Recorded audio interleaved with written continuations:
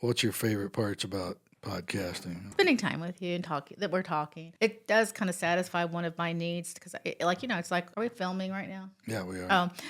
It does kind of satisfy one of my needs. You know how we, even like how I like to talk about politics or topics or just anything where you have to have an opinion and kind of exchange ideas. Yeah. It kind of meets that need for me in Oh, a constructive sure. way. Yeah. It kind of forces communication between us, right? Yeah, it's nice between us, but honestly, it gives me a talking outlet.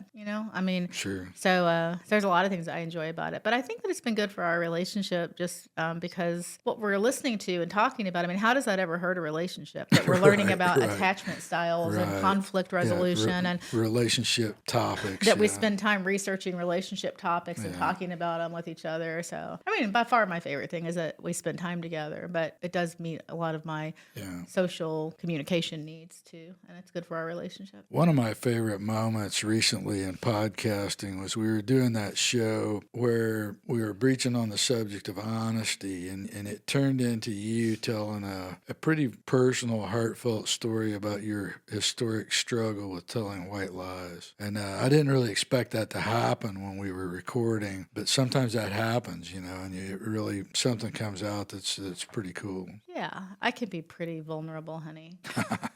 No, I like learning about things too. One of my favorite things is when you're editing the podcast and you are laughing and amused by things I say.